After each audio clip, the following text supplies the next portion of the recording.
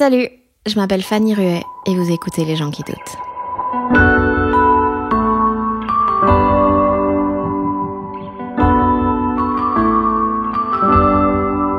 Et c'est aussi pour ça que j'étais attirée même par le stand-up américain ou les humoristes, parce qu'ils parlaient plus de leurs échecs ou de leurs ambitions déplacées. Ça, je me disais, ok, c'est ça en fait, ce vers quoi on tend, cet endroit où les gens s'identifient et où on partage une humanité. Et c'est l'inverse d'Instagram, c'est l'inverse du slogan en story, tu vois, c'est l'inverse de regarder comme on est d'accord, regarder comme on est dans le camp du bien et comme on pense les bonnes choses. Et c'est délicat et difficile parce qu'on est à une période où les gens nous demandent de dénoncer. Et ils nous demandent de dénoncer premier degré.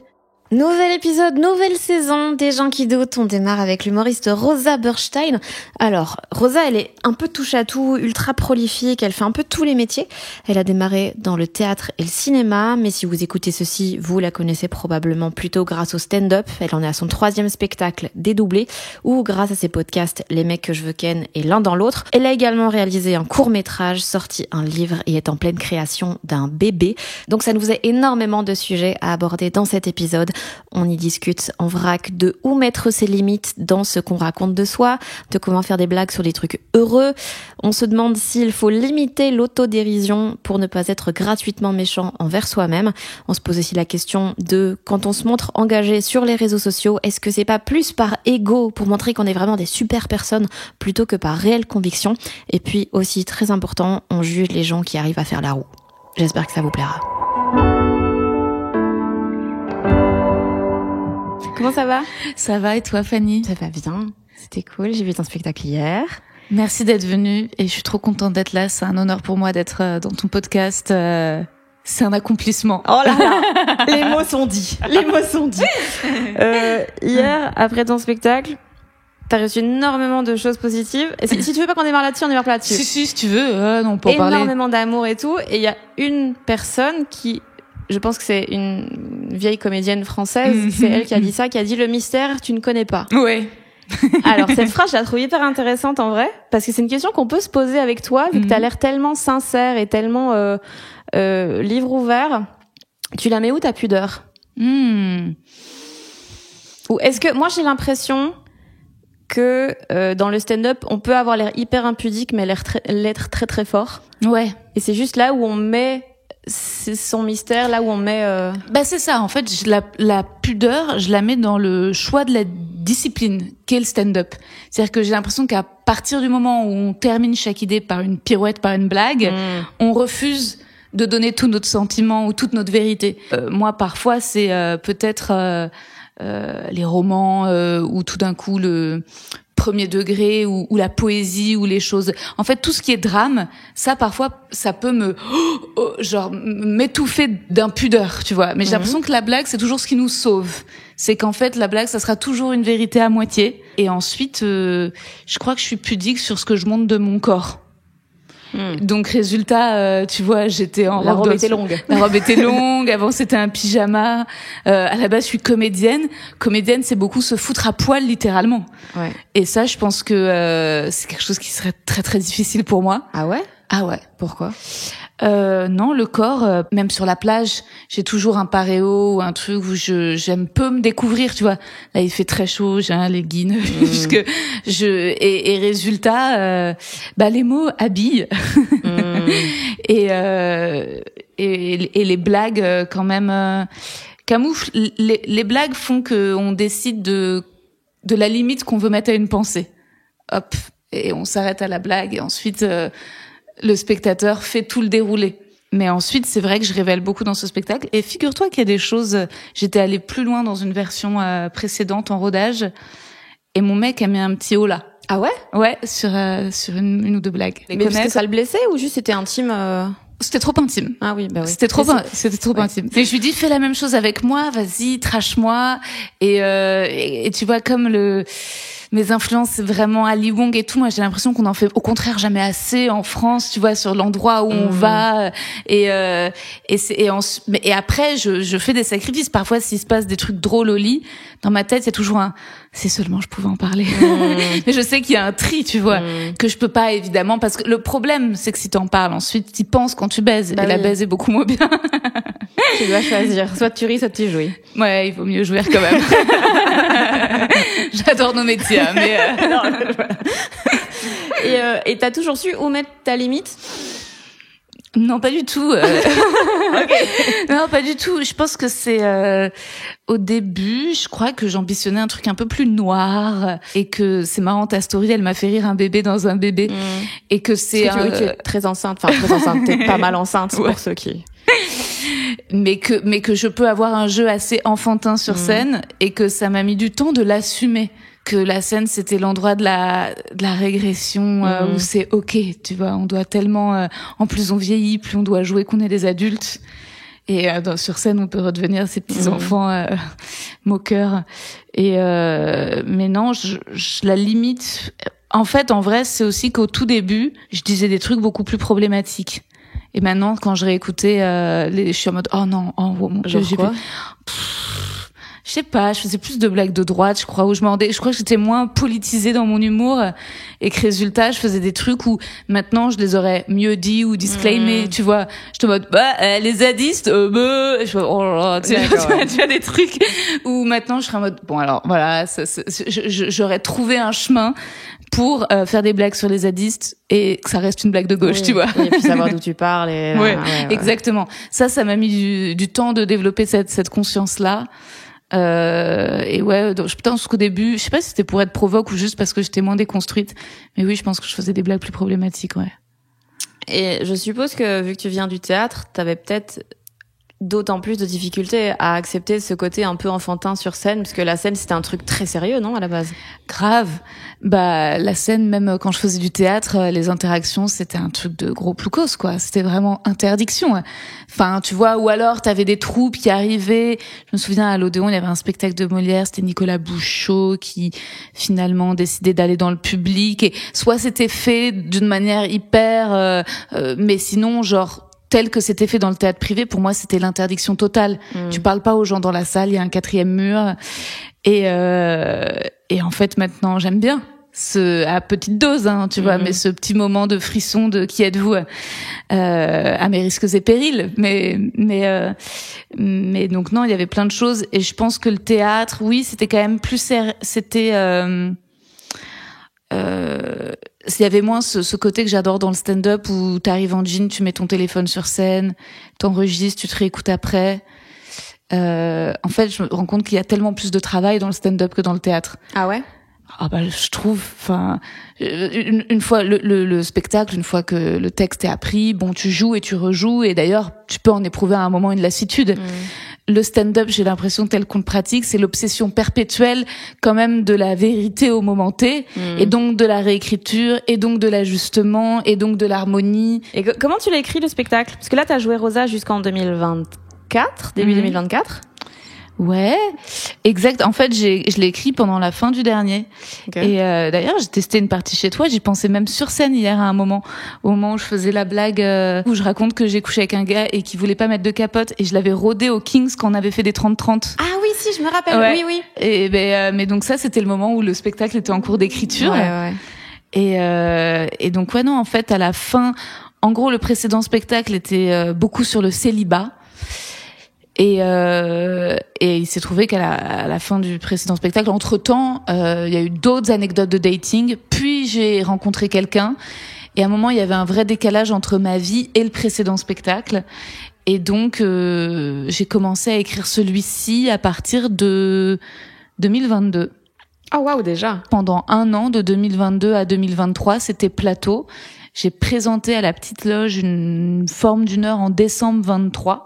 Et j'ai commencé le véritable rodage à partir de 2024. Après La Cigale de Rosa, j'ai enchaîné avec le rodage, et donc en tournée, et ensuite au Cartel. Donc Cartel Comedy Club à Paris, une salle de 50 places. Et c'est toujours le plus dur, hein, quand t'es proche de 50 personnes, que tu vois toutes les expressions sur leur visage, et ensuite, et j'ai commencé un peu la véritable exploitation à partir de l'automne là, 24 le pic, tout l'automne. Et à vrai dire, le spectacle, il a atteint un peu une forme finie en mars 25 quand je l'ai fait à l'œuvre pendant le mois. Et là, on arrive déjà à la fin, en fait. Ça a pas une durée de vie. Enfin, c'est une longue gestation. Finalement, en tout cas, c'est un système qui n'est pas du tout rentable. Oui, bah non. Hein. Pour une exploitation qui on déteste l'argent dans ce milieu. Bah oui, sinon pas autre chose. Et ouais, voilà. Et je pense que je vais procéder de la même manière. Je vais le jouer jusqu'à 2026 pour qu'il ait quand même une belle fin. Tout en commençant à écrire à partir de 2026. J'aimerais bien commencer à travailler un prochain, quoi. Et comment tu l'as, parce que ça doit être un peu parce que là avec ton mec c'est super, vous allez avoir un enfant, et donc ça veut dire que tu dois parler de sujets qui sont à la base qui réussissent. Ouais. Et comment on écrit sur des trucs heureux quand on a justement pris cette habitude de parler que de choses qui foirent, les gens ils cassent les couilles, les machins. Comment tu te dis ok, bon, maintenant j'ai un truc super, qu'est-ce qui est drôle là-dedans? Écoute, ça a été une grosse angoisse au tout début. J'avais très peur de quitter ce rôle de célibataire que j'incarnais à 100% aussi dans le podcast, les mecs que je veux ken, dans les vidéos. Et puis pour le coup, je pense que parfois j'ai pu avoir des total manques de pudeur dans des choses que je racontais parce que c'était pas des gens avec qui je vivais, c'était des dates, je me disais ils se reconnaîtront pas, et je pouvais les passer, j'avais l'impression de pouvoir tout jeter, quoi, et que tout était ridicule et que tout était tellement la loose. Ensuite, moi j'ai l'impression que le stand-up prend ses lettres d'or, au contraire, quand on devient heureux, parce que on peut plus être dans l'autodérision facile. Et que de toute façon c'est quelque chose qu'on apprend, c'est que l'autodérision ça a ses limites, c'est bien en plateau au début parce que t'as l'amitié facile tout de suite des gens, mais moi c'était un objectif aussi de les amener vers un humour d'observation ou vers montrer une facette méchante et qu'ils soient quand même avec moi tout en étant une femme, ce qui est pas toujours facile. Et ensuite je pense que l'angoisse elle est toujours là. Je pense qu'il y a toujours des choses, mais le spectacle c'est beaucoup sur sortir du célibat et en fait se rendre compte, moi mon inaptitude à être en couple, en fait, à dormir avec quelqu'un, à vivre avec quelqu'un. Ensuite, une fois que je me suis habituée à Mickaël et que je l'ai trouvé très sympathique et que j'étais très amoureuse, là en effet il y a eu un moment où j'étais en mode mec, tu saoules, j'ai plus de blagues. Enfin, tu vois, je me disais putain, je voyais tout le monde faire des vidéos et je me disais faut que je fasse des vidéos sur la charge mentale, mais il était construit l'enfoiré. Et donc ouais, c'était pas facile toujours de trouver des angles pour me moquer de lui. C'est pas facile, mais c'est comme, je me souviens des blagues de toi avec ta copine, c'est-à-dire qu'on vous sent amoureuse, mais il y a toujours des endroits dans vos jeux ou dans vos différences où on est aussi curieux de s'intéresser à la dynamique d'un couple. Et en fait, parfois, ça peut aussi rassurer le public d'être face à quelqu'un où la soupape, ça va. On leur dit, enfin, ça va. Mais voilà, il y a tout ça qui déconne. En fait, c'est aussi un endroit, au final, qui peut être plaisant pour le spectateur. Moi, au départ, c'est pas comme ça que j'ai envisagé le stand-up. Moi, j'étais, tu vois, fan de Blanche Gardin et je disais ce qui est beau, c'était genre la poétesse au bord de la falaise, tu vois. Va-t-elle se suicider après ce spectacle? Enfin, tu vois, j'avais l'impression que c'était tout le temps. Mais je pense que j'évolue plus en admirant les gens dont je m'attache à la manière de penser, quel que soit leur état. Et au final, si leur état, c'est de rester en vie, ça me fait plaisir pour eux. Bravo, ouais. Tu vois, c'est pas facile. Ok. Et alors déjà, je rebondis sur ce que tu as dit. Moi, c'est aussi ce que j'aime beaucoup, c'est quand les gens, en fait, l'humour de ma copine elle casse les couilles et tout. Ah, c'est bon, on l'a déjà vu 700 fois. Et là, genre par exemple, Adib Al-Khalidé. Ouais, bien qui sûr. Lui a tout un truc où il parle de sa meuf en disant je l'adore, c'est ma personne préférée du monde, et voici des histoires marrantes à son sujet. Je trouve ça tellement plus intéressant, tellement plus subtil que des trucs très très marqués. Et aussi tu parlais de l'autodérision qui va trop loin. Comment t'as fait pour t'en débarrasser? Eh ben c'est vrai que en me rendant compte que c'était une facilité et que il y avait un peu d'hypocrisie là-dedans. comme à la base j'étais comédienne et que les comédiennes elles sont toutes hyper minces, hyper belles, machin, souvent dans ma vingtaine j'avais des retours que j'étais trop grosse pour les rôles. Et donc résultat, quand j'ai commencé le stand-up, j'étais mode bon bah avec mon physique ingrat, puis j'ai eu des retours de gens bienveillants qui m'ont dit ça va hein. Enfin genre en fait et je pense que je me disais ah bon mais et donc je voulais quand même parler des complexes et résultat le précédent spectacle était très un spectacle de fin de vingtaine sur en fait je me sens pas bien dans ma peau et les mecs qui sont pas amoureux de moi et puis machin et puis bon ensuite je me suis dit ok c'est pas non plus ça devient un peu en contradiction aussi avec ma vision du féminisme où bah ça veut pas dire être body positive tout le temps mais il y a un truc d'acceptation enfin en fait tu peux pas non plus tout le temps dire oh mais je trouve que mes seins et je trouve que mes cuisses en mode ça véhicule pas non plus un message et résultat je pense que j'évoluais là-dedans sur le fait de moi peut-être ne pas m'autoriser à parler de mes certains complexes physiques aussi en discutant avec des copines grosses qui me disaient en vrai t'as pas le droit c'est l'appropriation culturelle enfin, voilà tu vois c'est ça et je suis en mode ok donc j'ai des copines qui m'ont fait évoluer là-dessus et ensuite je crois que c'est toujours quelque chose qui m'avait impressionné chez Marina Rollman. Je pense que c'est beaucoup en admirant les autres et en voyant ce que eux réussissaient à faire. Et puis, oui, j'allais sur les plateaux et j'avais l'impression de voir une vraie différence entre débutants et confirmés. C'est-à-dire en voyant des débutants qui étaient là, voilà, que ce soit des mecs ou des meufs, des mecs qui font semblant de pas plaire alors que t'es là, gars, t'as du swag en vrai, enfin, tu vois, ou des meufs,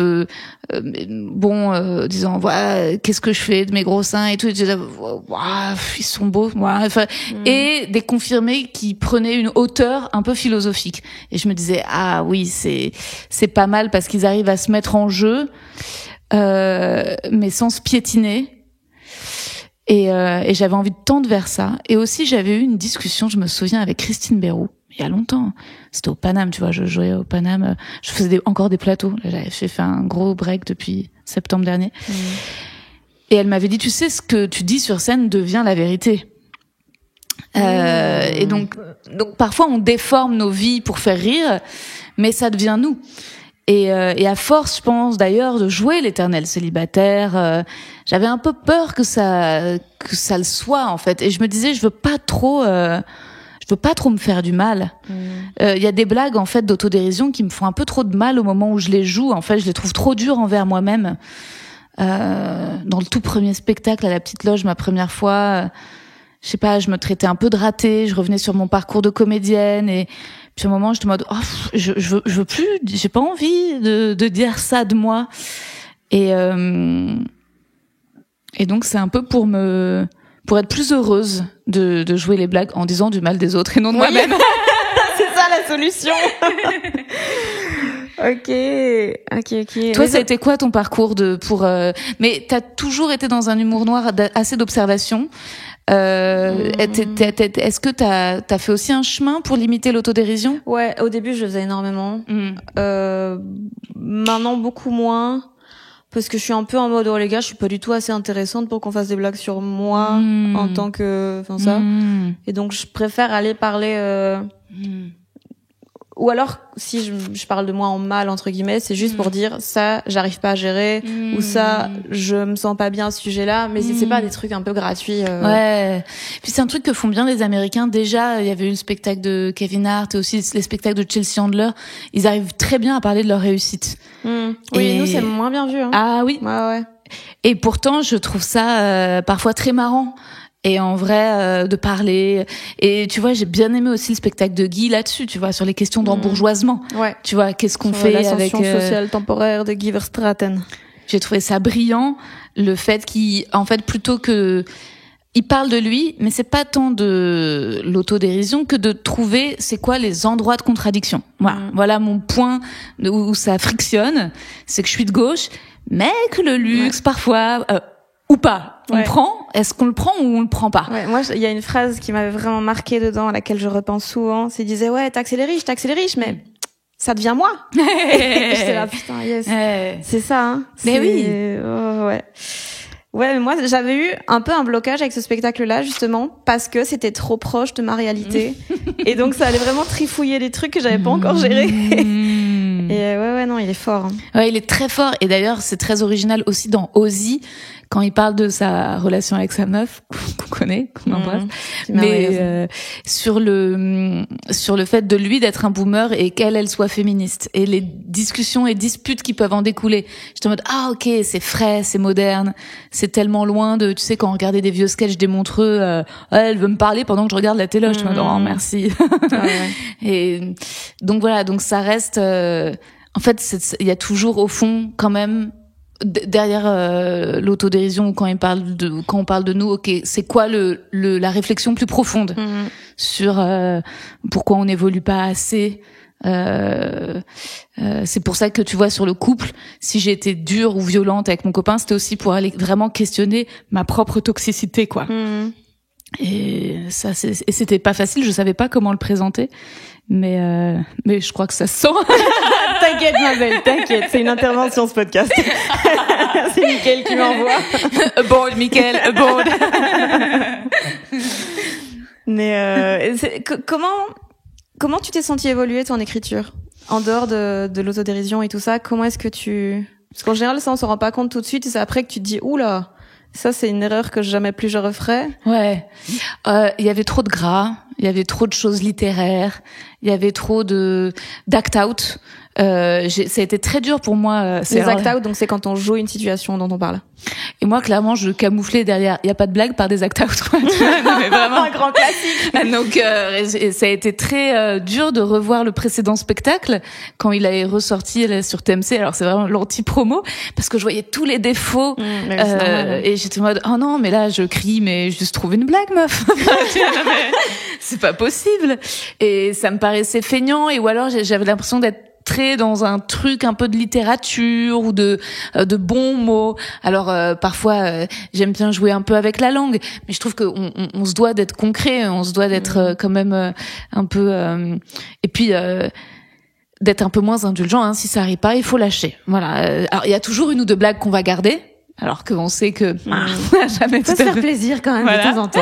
Il y en a dans le spectacle, mais il y avait des blagues que j'aimais bien. En fait, juste parce que j'étais en mode waouh, genre un peu contente de la manière dont elles étaient tournées, ça riait pas. J'étais en mode non, je la garde, et puis bah non, ça vire en fait. Voilà. Oui, voilà, c'est ça. Ça vire. Et donc ouais, vraiment de cutter. Et d'ailleurs, je sais pas si ça te fait ça, mais ça rend même parfois de plus en plus difficile de lire de la littérature parce que je suis en mode il y a trop de mots. Ah ouais? Ouais, parfois moi ça me fait ça, sauf si c'est des très bons livres. Mais sinon parfois je suis en mode oui, bah j'ai compris. En fait, comme le stand-up c'est vraiment arrivé à la substance de l'idée. Moi j'ai plus ça dans les conversations. Ah oui. Ce qui est encore plus embêtant. Oui, tu l'as déjà dit, oui, c'est répétitif, oui, j'ai compris. Ouais, non, les livres, non, mais c'est vrai que ouais, je comprends ce truc de t'as besoin d'aller à l'os directement. Oui. Et dès qu'il y a une répétition dans un spectacle, je trouve que ça s'entend. On dit bon bah ça c'est la même idée, ou ça tu l'as déjà dit, ou ça tu développes, ou ça c'est un set qui pourrait durer 5 minutes, t'as voulu le jouer en plateau sur 10 minutes, bon, ça tenait en 3 minutes, résultat dans ton spectacle ça prend trop de temps et on s'intéresse pas à ce point aux lampes. Enfin, tu vois, les résultats c'est et je trouve que ouais, ça c'est cette exigence du stand-up parce que je trouve c'est bien quand ça tient en 1h15, 1h20 max. Ça a été en bossant, en faisant. Après, aussi en écoutant Guy chez toi, je crois, dans ton podcast, quand tu l'avais demandé comment il bossait, qu'il faisait des formes de 20 minutes en Suisse ou 30 minutes, tu sais, il faisait J'ai aussi ce spectacle-là, je l'ai beaucoup travaillé de l'intérieur, sur scène, dans le spectacle et pas en plateau. Et ça a été un gros changement. C'est-à-dire que le précédent était quand même un petit pot pourri de passage plateau, avec des transitions plus ou moins gracieuses. Et celui-ci a plus eu au fur et à mesure quand même l'exigence de créer un fil rouge, avec des digressions, mais avec des parties où en fait rapidement toute la deuxième moitié du spectacle, c'était plus des choses que je pouvais tester en plateau, quoi. C'était donc ça a été peut-être la chose que je garderais pour la suite, pour le prochain, c'est de me dire en fait ça se trouve le prochain il y aura quelques passages plateau, mais une grosse partie qui s'écrit de l'intérieur. J'ai pas pu aller te voir aux Zèbres d'ailleurs. Là, il y a Olympia. Quand on fait l'Olympia, ouais, c'est la dernière à Paris. Bon bah faut que je sois là. Faire, ouais. C'est janvier prochain, c'est ça 2 janvier. 2 janvier. OK, c'est noté. Quelle promo. Oh là là. Ouais, tu avais tout travaillé en plateau? J'avais fait pas mal de choses en plateau, mais il y a aussi toute une partie où soit c'est un peu niche et donc je sais que sur mon public ça va marcher, mais en plateau, bof. Soit des trucs où c'est sur une base, il y a énormément de blagues, mais sur une base qui est pas marrante. Et genre parler un peu d'addiction et tout, et les gens, s'ils sont en plateau et que t'arrives là pour dire l'alcool, ils sont là non, pas tant. Oui. Mais bien sûr. C'est et d'ailleurs en fait c'est rassurant en fait. Ce qui crée ce qu'il y a de plus précieux dans le spectacle, c'est ce que tu ne peux jouer que dans le spectacle. De ouf. Et que tu peux pas mettre ailleurs sur les réseaux. Non. En fait, tu peux pas extraire.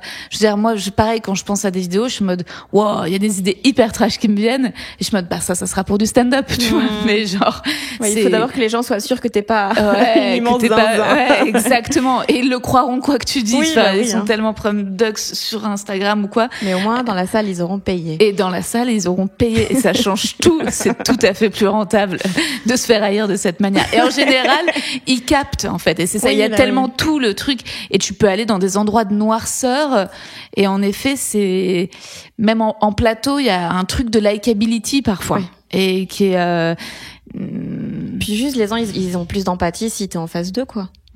Oui, c'est clair, mais c'est sûr que tu vois, c'est marrant, je me dis finalement est-ce que les passages les plus efficaces du spectacle c'est ceux qui marchent le mieux en plateau. J'avais arrêté les plateaux, j'en ai juste fait quelques-uns récemment quand j'étais à Marseille, et j'en ai fait un dans lequel j'ai fait la partie sur Michael, où je critique, où je dis que mon mec mange pas assez, je me plains du fait que je mange plus que lui. Les gens ont pas du tout accroché. Ah ouais? Tu marches bien toi en plateau? Non. Ah non, pas du tout. Ah ouais? Ah non, moi je suis une grosse bideuse de plateau, ouais. Ah ouais? Ah ouais. Je suis pas du tout une killeuse. Mais pourquoi tu... Ben charme. Moi, je t'avoue, si ça marchait jamais en plateau, je me dirais les gars, j'ai hors de question que je vais pas faire ça comme métier, hein. Non, j'exagère. Déjà, c'est pas tout le temps vrai. Il y a des fois où ça marche, mais ça marche pas partout. Ça marche pas à chaque fois, et c'est pas j'ai jamais eu le set en fait, tu vois. Ça fait 6 ans que je fais du stand-up, et au départ on disait il faut que t'aies un 5-10 minutes dans lequel tu te présentes, qui soit efficace, que tu puisses jouer partout, et j'étais wow, ok. Et j'ai jamais trouvé ce set. Jamais. Et c'est pour ça que j'ai fait 3 spectacles. C'est parce que je courais derrière ce set inatteignable, quoi. De où tu te présentes et où ça fait rire tout le monde et machin. Moi, à chaque fois, les blagues de cul vont ou mettre mal à l'aise ou être adorées par certains spectateurs. Mais, non. Après, je bite pas à tous les blagues. Tu vois, sur cette semaine à Marseille, j'en ai fait, plusieurs. Quand j'ai joué au garage, ça s'est très bien passé, mais c'était un public de meufs, c'était un plateau de nanas, il y avait beaucoup de féministes dans le public, et j'avais l'impression qu'on se comprenait. Ouais. Et sur l'autre plateau où j'ai bidé, je pense que les gens n'appréciaient pas que je critique mon copain, quoi. Genre vraiment. Et là, tu te dis bon, c'est dur parfois en effet de réécrire en fonction de certains publics. Après, quand tu bides, mais qu'il y a une vanne qui marche, tu te dis, oh putain, celle-là, elle est efficace. Mais ce qui est sûr, c'est qu'il faut pas tout faire dépendre du plateau. Ouais, mais quand j'y retournerai, tu vois, je me poserai la question desquels, tu vois, de où aller jouer, de pas les faire tous, tu vois. Toi, est-ce que t'as fait un tri moi, j'ai à Bruxelles le luxe de Rodeo on a le Kings, Kings, le petit Kings. Je me suis fait tout l'été dernier. Je ne faisais que des plateaux là. J'en avais 1-2 par soir. Ça me suffisait pour taffer. Et je sais que oui, j'ai le luxe de pouvoir choisir vraiment les endroits où je vais. Paris, je joue jamais parce que ça m'intéresse pas les Parisiens. Non, et puis que les plateaux à Paris, il y a des trucs il y a des ambiances très particulières. C'est vrai que le Kings, c'est un super public. C'est vrai, je me souviens, c'est à la fois un public sincère, tu peux comprendre quand tu vois, ils te font pas non plus des cadeaux. Ouais, ils sont assez justes. Ils sont assez justes, mais ça rit, ils aiment rire. En fait, ils ont un peu une notion de l'humour sans que ça les touche ou non, alors qu'à Paris c'est plus est-ce que c'est ma vie, est-ce que je m'identifie, est-ce que moi je suis ça, enfin alors que peut-être les Belges il y a plus une vraie compréhension de ce que c'est les blagues en soi quoi. Je sais pas mais c'est vrai que Paris c'est très vite si c'est pas moi ça ne m'intéresse pas. Oui. Ouais, c'est très snob et très... Il y a un peu ça. Ouais. Et puis, il y a des ambiances tellement différentes Mais bon, après, c'est intéressant. Et le but, c'est de jouer devant des gens très différents de soi et de plaire à un maximum de monde. Et moi, je suis pas pour forcément s'enfermer dans des safe places, tu vois, jouer qu'avec des gens qui sont 100% d'accord, qui votent exactement comme toi. Mais... que les votants pour Benoît Hamon. Voilà, c'est un public très très niche. Exactement, c'est clair. Ils sont plus à Paris. Ils sont dans le Perche. À faire pousser des tomates. Et à pleurer, à écouter Edith Piaf, j'en sais rien, ce qu'il faut, mais c'est sûr que oui, après, je suis pas, tu vois, je pense à une nana, genre Blandine Lehou, déjà, elle déchire tout avec son spectacle, mais il me semble que c'était aussi une grosse killeuse de plateau, tu vois, c'est toujours, et je pense que j'ai toujours proposé un truc un peu étrange, un peu hybride, et qui passe ou qui casse. Oui, mais j'ai l'impression que toi, les raisons pour lesquelles les gens t'adorent, c'est exactement celles pour lesquelles d'autres gens t'aimeront pas. Oui, voilà, c'est vrai. Donc, résultat, on peut pas plaire à tout le monde, et que en effet c'est vrai que parfois les blagues les plus référencées, ou tu vois, si je parle de ma pote Barbara Butch dans le spectacle, ce qui peut agacer certains, ou vont se dire pourquoi elle nous parle de cette DJ, c'est des autres qui vont être là, je suis contente qu'elle parle de ça parce que donc oui il y a un truc comme ça où c'est pas grand public. Bon, je sais pas comment dire, c'est pas pour tout le monde.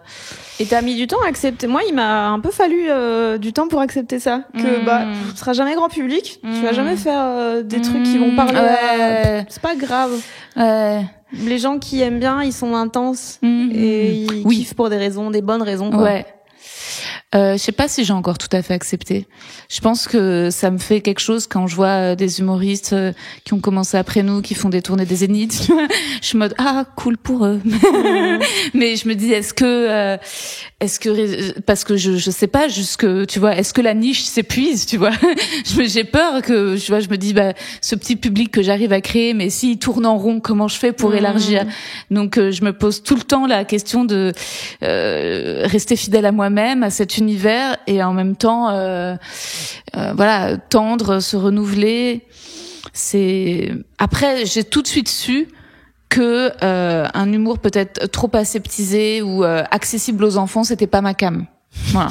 Bah non, hein. Voilà. Écoute, c'est pas mon truc.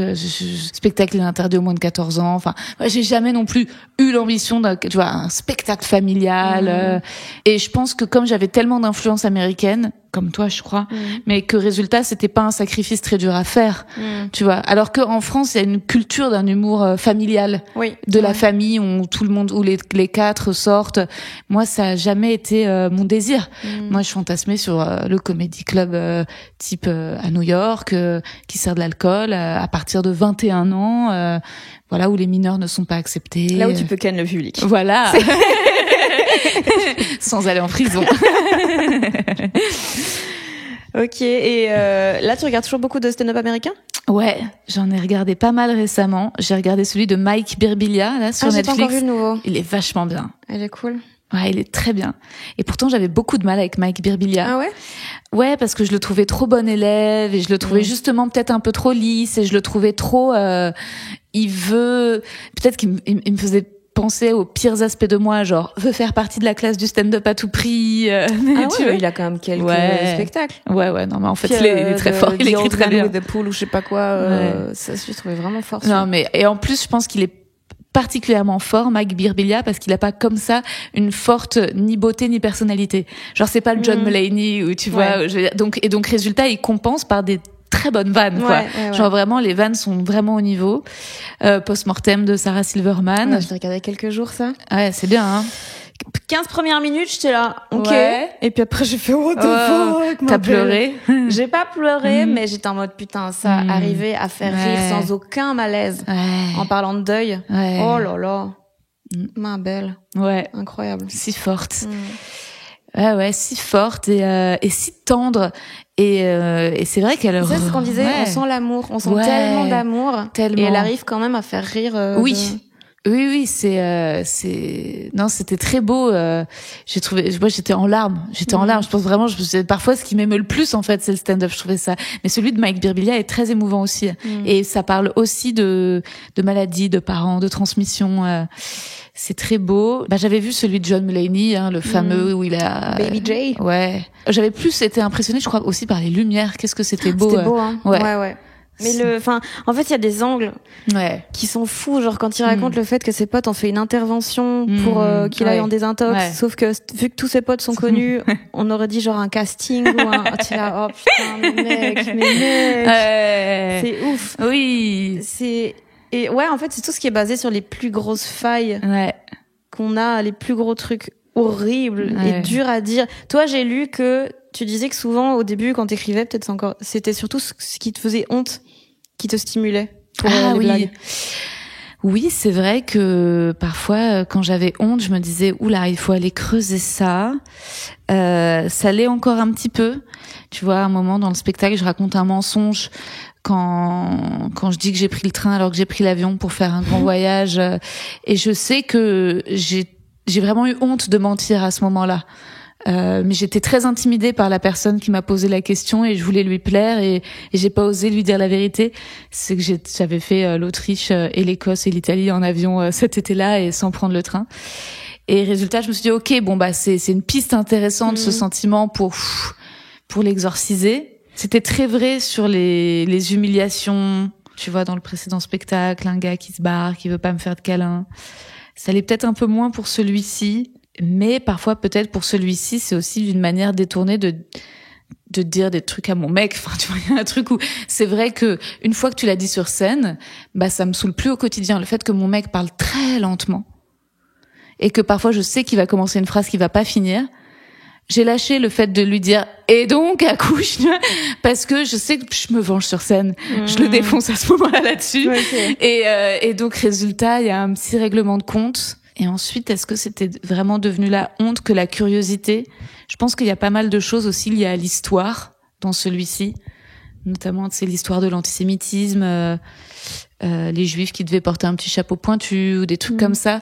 En fait, souvent, je trouve que le Moyen-Âge, ça regorge de blagues. Tu vois, les trucs du passé remis au goût du présent.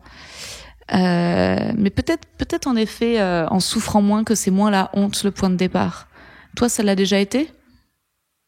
Je pense au début, oui, mais de nouveau, on revient un peu à ces trucs d'auto... À un moment, peut-être c'est le secret. C'est-à-dire que tu vois, par exemple, dans ce spectacle d'aborder les fausses couches, tu vois, c'est tout récent que je parle de la deuxième fausse couche. Pendant longtemps, je me disais, en fait, je peux pas parler sur scène de la deuxième fausse couche parce que une première, une deuxième, je me disais, mais ça va trop me porter la poisse, tu vois. Et puis à un moment, donc je gardais ce silence et je gardais ce récit. Et en fait, je me disais, ça me pèse parce que j'ai envie de le partager, parce que j'ai l'impression que c'est un vécu qui est tellement caché, tu vois. Alors pas forcément honteusement.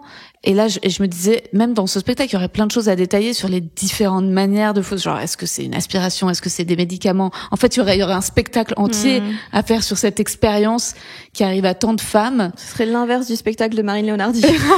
C'est clair. Tout ce qui n'arrive jamais.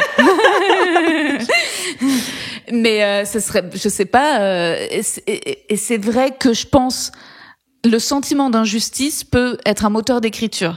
Moi, quand ça m'est arrivé, le fait d'avoir été autant prise par surprise, le fait d'avoir senti autant d'omerta, de tabou, le fait de découvrir et d'apprendre à propos de ça, une fois que ça m'est arrivé, je me suis dit, mais non, mais je veux plus de récits, je veux plus de films, je veux plus de spectacles, je veux pas... tu vois, ces éternelles scènes de films où t'as une meuf qui est poussée dans les escaliers, qui dévale et puis qui fait une fausse couche. Non, ça se passe pas comme ça, en fait. Et donc, je me dis, j'ai aussi un goût pour des expériences de femmes, quoi, ou aussi des choses qu'on n'a pas assez entendues, mais ça va aussi pour les personnes minorisées ou les gays, ou tu vois, je veux dire, c'est drôle. C'est pour ça que j'avais en première partie Noam, mais c'est tous ces récits. Je trouve qu'on s'est beaucoup identifié à l'homme blanc et hétéro, cis, tu vois. Je pense que, genre, toute ma vingtaine, j'ai regardé des films et j'étais en totale empathie sur un mec qui hésite entre sa femme et sa maîtresse, genre vraiment. Et à un moment, je me dis, ok, c'est quoi les autres chapitres, en fait, qu'on peut aller explorer en blague? T'étais comment quand t'étais petite? Écoute, j'étais bouboule et j'ai fait ma crise d'ado enfant. Donc j'étais de mauvais poil, j'étais mélancolique, je faisais la gueule, j'avais pas trop d'amis, je voulais rester dans les jupes de ma mère, mais au moins je savais dire non. Enfin, tu vois, j'étais pas je suis devenue hyper obéissante, sage et bonne élève au collège. Mais en fait, petite, je me faisais un peu traiter de grosse vache. Je me souviens que j'étais très handicapée physiquement par rapport aux autres petites filles, qui étaient plus sportives que moi, qui savaient faire la galipette arrière. Ah putain, j'ai jamais su non plus. Ouais. Et c'est moi, trop dur, j'arrive toujours pas. Bah, moi non plus, beaucoup trop dur la galipette arrière. Mais je les voyais, résultat, je faisais que la galipette avant, et elles étaient là, galipette arrière, et je me disais, oh, waouh, et elles faisaient la roue et le poirier, tu vois. Et moi, je pense que je pense que j'essayais un peu le poirier, mais la roue, j'essayais même pas. Je savais que ça marcherait pas. Mais en même temps, je trouve les filles qui font la roue, ça dit beaucoup d'elles. Et ça m'agace. Voilà, je le dis comme je le pense. Les filles qui font la roue, vous avez trop d'ego. Mais elles étaient tellement fières et elles faisaient la roue tout le temps dans la cour. Elles faisaient la roue tout le temps. Et moi, j'étais, mais on a compris que tu sais faire la roue. Et moi, je peux pas, j'avais même pas à me projeter dans l'air. Donc voilà, j'étais cette petite fille qui regarde les autres petites filles faire la roue et qui a le seum. Et oui, non, ensuite, je me souviens que j'aimais bien jouer au POG, aux billes, faire des collections de timbres, voilà, un peu dans le spectre, quoi. Mais et puis que ça s'est un peu débloqué à partir du collège. Mais voilà, j'avais mon petit journal intime et j'étais déjà très romantique. En fait, j'avais tellement un manque d'amour propre que je mettais tout l'amour sur les garçons. Et sur si seulement ils pouvaient m'aimer, mais alors tout. Et donc je dessinais le mariage avec Antoine, ça n'arrivera jamais, les larmes et tout. Ouais, ça a été un chemin pour comprendre, pour rétablir, pour donner un peu de l'amour à l'autre, mais en garder pour soi. Ouais. Et c'est quoi qui a été le déclic pour ça? Tu sais, c'est récent, hein. Franchement, ah ouais, c'est tout récent. Je pense que c'est là, hein, ça date de cette relation que j'ai, de comprendre que je pense que c'est grâce à Mickaël aussi beaucoup. Je pense que, en fait, dans ma vingtaine, j'ai été avec des mecs auxquels je donnais tout et qui prenaient. Et je m'étais un peu habituée à cette dynamique de donner tout à l'autre, d'être très sacrificielle, je sais pas, j'avais tellement un manque de confiance que je me disais je vais essayer de le persuader que je peux nous aimer pour nous deux et que ça va fonctionner comme ça, tu vois. Qu'est-ce qui pourrait mal se passer? Ça se passe jamais bien.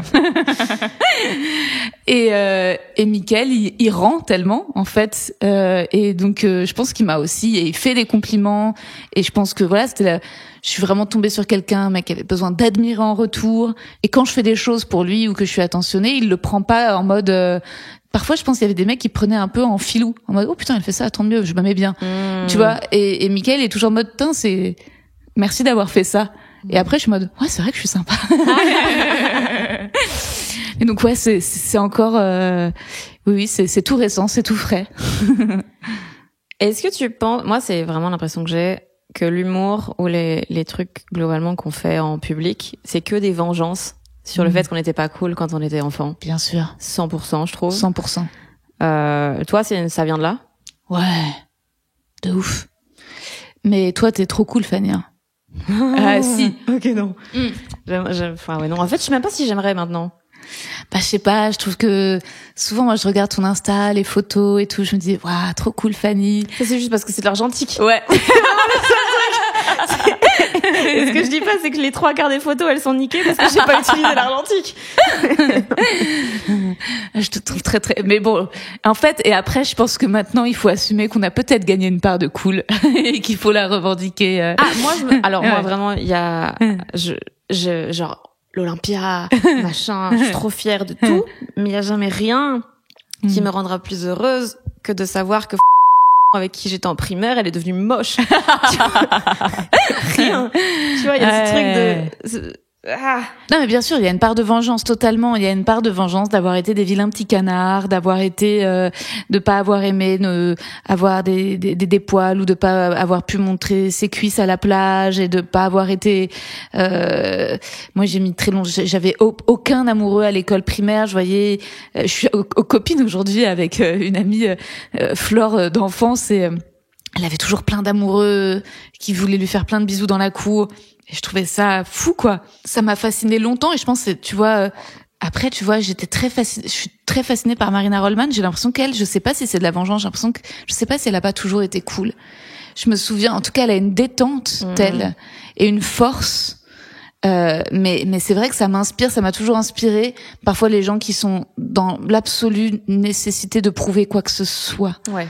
Mais c'est ce qu'on fait semblant d'être, voilà. J'ai l'impression. Un travail très dur. Ouais. Oui.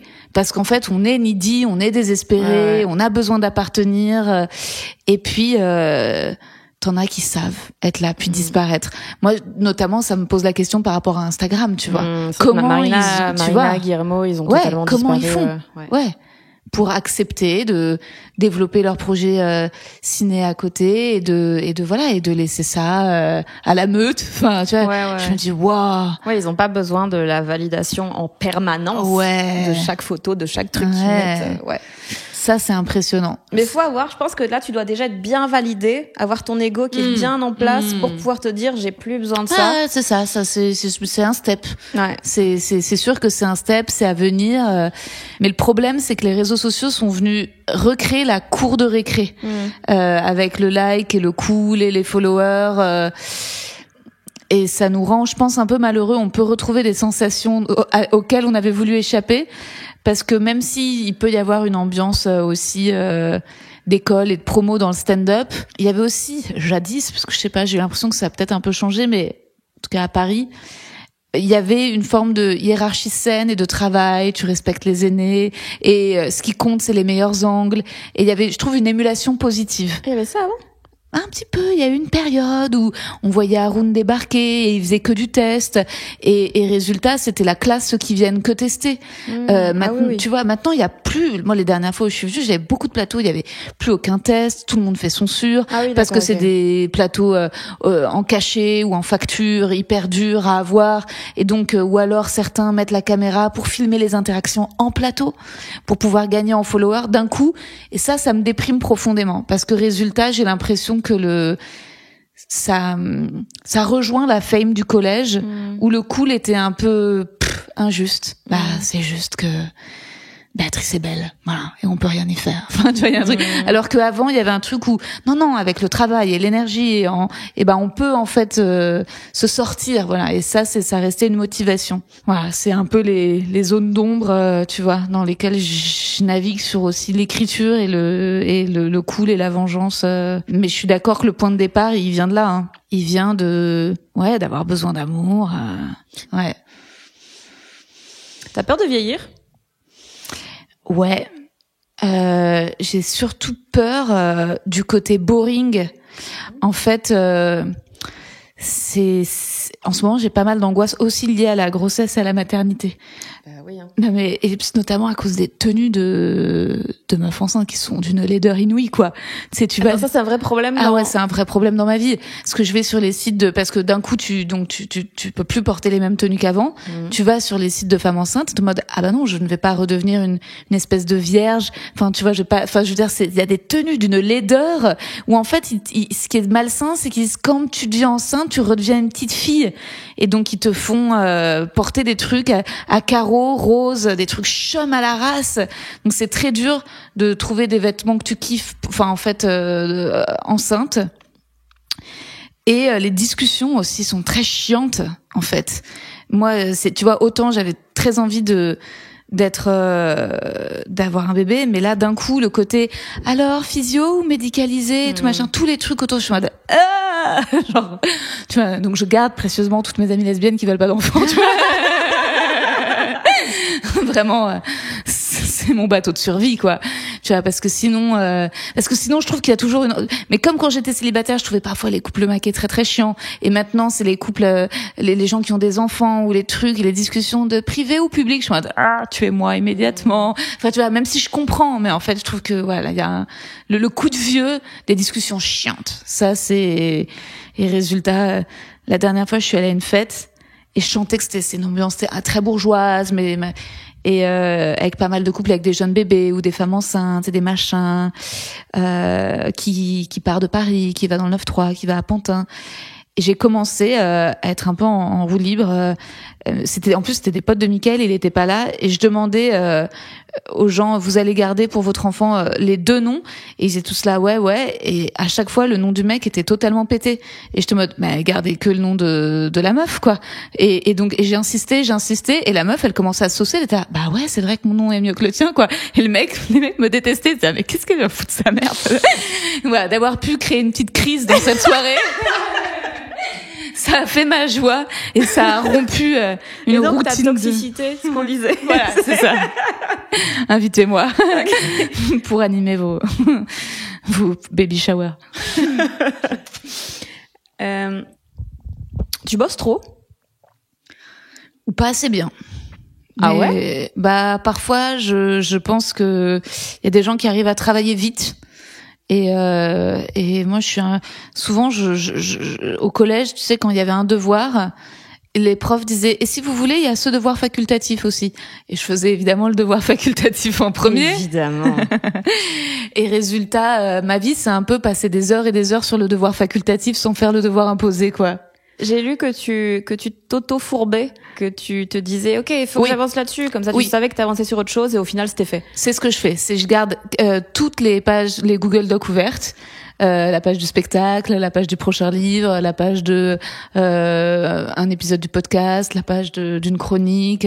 Et au final, quand je commence à bosser sur la chronique, et ben je me trompe avec le spectacle, et ça me fait écrire sur le spectacle. Voilà, mais c'est que de l'adultère envers moi-même tout le temps. Et ça marche. Ça marche un peu, ça marche un petit peu, mais j'essaye d'écrire un nouveau livre, et je pense que j'arrive pas à y dévoyer le temps nécessaire. C'est le but de cet été et du congé mat, mais c'est pas facile. C'est pas facile parce qu'on fait beaucoup de trucs dans l'urgence, on voit des mails passer, et on a tellement envie de l'instantané. C'est encore une fois pour ça que j'admire Marina Hegyi, ou tous les gens qui arrivent à dire non, genre plus de visibilité, juste des projets, je vais travailler genre 2 ans pour que ce truc voit le jour, et je suis en mode wow. Et ça, je trouve ça très très dur. Voilà. Toi, tu bosses bien, Fanny. Tu m'as l'air tellement très organisée, quand même, bien carrée. Oui et non. Je suis très très organisée, très carrée. Mais je passe aussi plus de temps à culpabiliser de ne pas faire quelque chose, et du coup ça veut dire je me détends pas, mais donc après je suis en burn-out alors que j'ai rien fait, j'ai juste culpabilisé en fait. Et donc ça c'est chiant. Donc ça dépend vraiment des. Mais quand je suis vraiment méga carré, je suis hyper carré. Et après Zèbre, est-ce que t'as des envies de Paul Mirabel? Ah non, Eh oui, c'est moi qui l'ai écrit.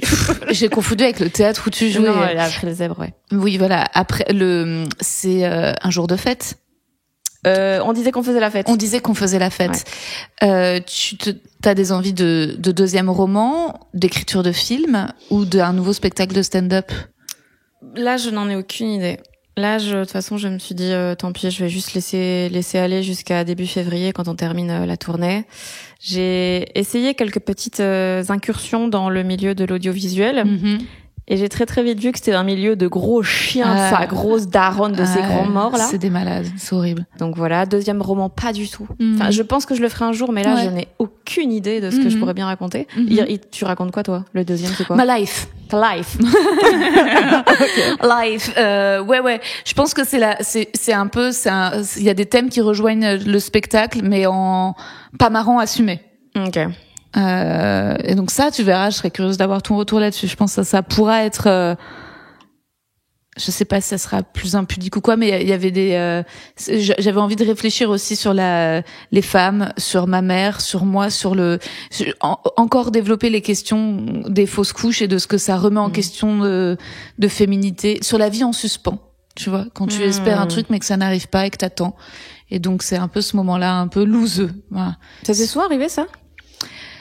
Bah là, c'est quand même beaucoup mon année 2024, tu vois, qui a été très très suspendue, avec des dates de tournée décalées, avec des tu vois, des reports, parce que finalement c'est des trucs où tu te dis mais ça va être la période où je vais accoucher, puis non, et puis voilà. Donc il y a eu vraiment tout un et ce que je trouve vraiment cruel, tu vois, et injuste quoi. Après j'étais là, putain, les mecs l'ont tellement bonne quoi par rapport à tout ça.